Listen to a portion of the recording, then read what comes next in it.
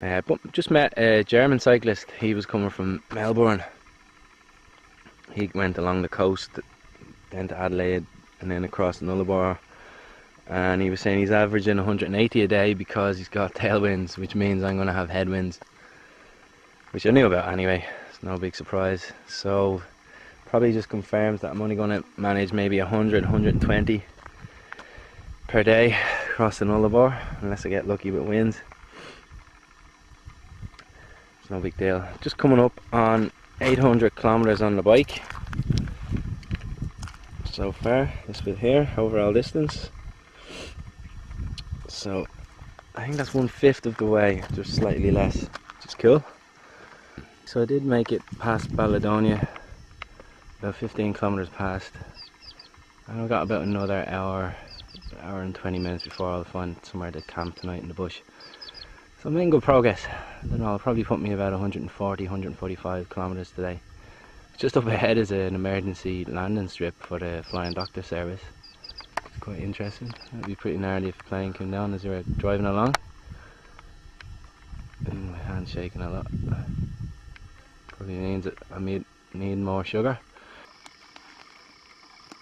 Fence, so there probably won't be much wildlife around here. Saw an emu today, didn't get a chance to videotape it. Saw a dingo the other day, but again it was gone before. I got a quick photograph at a distance, but nothing special. Right, so I better get on before the light goes. Right, so it's the 11th day. I'm about 40 kilometers along the longest straight sealed road in the world. And as you can see, it just goes off to a pinprick up the top there, where the curvature of the earth makes it drop away. Again, there's more traffic today than I was expecting. Wasn't expecting quite so much.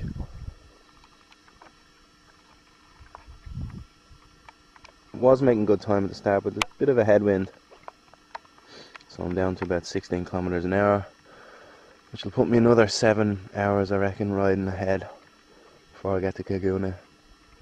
Feeling tired today. Need a rest, but I've at least 3 more days before I'm going to get the rest day. So I better plod on. Okay.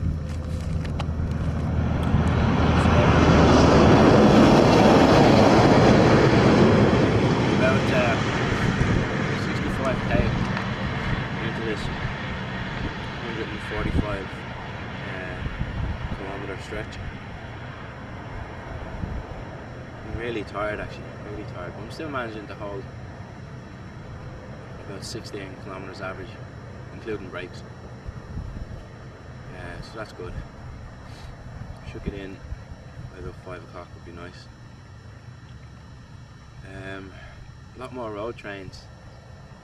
Sorry, there's about the same amount of road trains, but I've had a couple of close shaves with them. The road's narrower and the hard shoulder's gone, so they're really cutting close. I had one really close run in with a road train. I don't know whether he was asleep or what, but when he went past me he was weaving a little bit, so he was probably falling asleep. Kind of woke me up a little bit. Need to keep an eye out. A lot less traffic. You seem to come in spurts of 4 or 5 cars and then you won't see anything for 20 minutes. Trees have gone, it's just completely barren at the minute, but I know they're coming back further up. Got some of those eagles eating some fresh road krill, so you'll hopefully get an idea how big they are.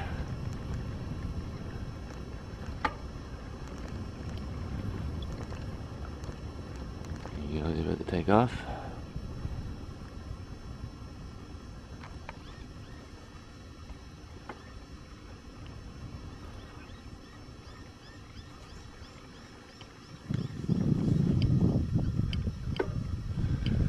What's he been eating? Dead kangaroo. These were nice. There you go. Managed to cycle across the time zone. Didn't realise you could have a 45-minute time zone. A little bit strange, but it's cool.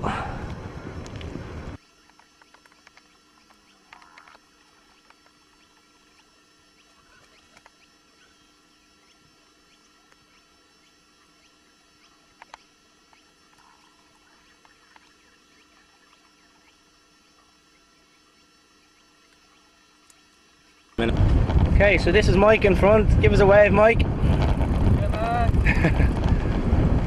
We're just about to go down this continental shelf. The last 2k into the campsite. Thank God.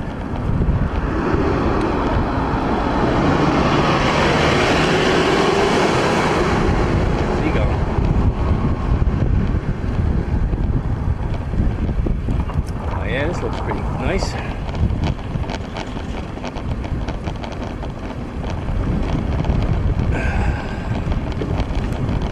Change gear.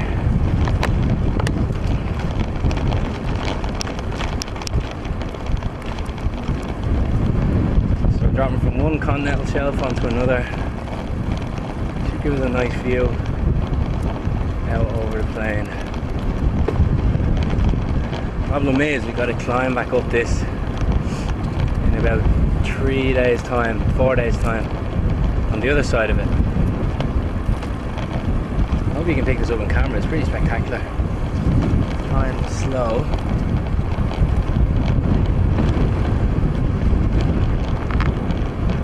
I don't think it's coming out on camera quite as good as it actually is. The road's going to turn right up here and double back.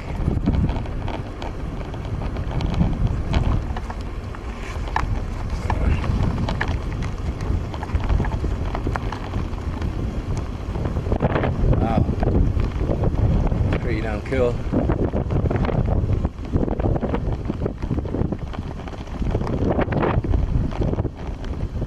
Let's risk it. I hope this is showing up on camera.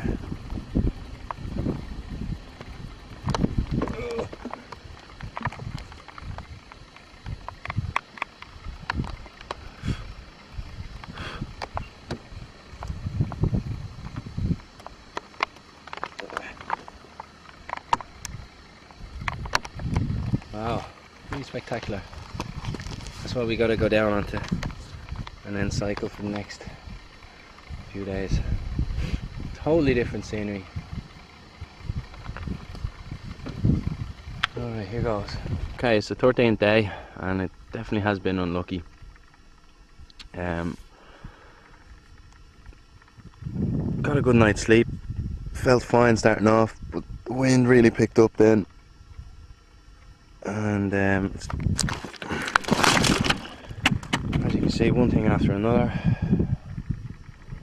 There's nowhere to lean the bike, so you have to try and lean it against yourself, and it's too heavy, it just falls over, which has led to a couple of problems.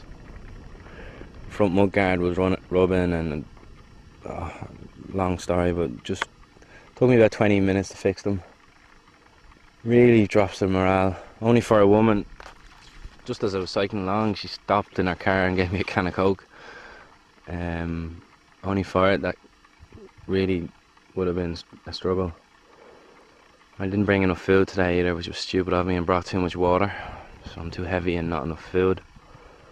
But I've about another 48 kilometers to go and then I'll get there. But I should catch Mike, the other cyclist. He should be only another hour ahead of me.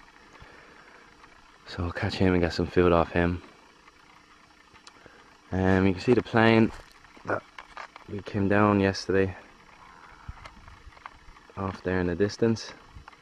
Problem is, tomorrow I'll have to climb back up that, and as my knee is not in good shape, it's going to be a bit difficult, so I may have to walk. I really don't want it because I wanted to cycle the whole way, but we'll see how I feel tomorrow. Supposed to reach this campsite tonight, and then tomorrow is sleeping in the bush.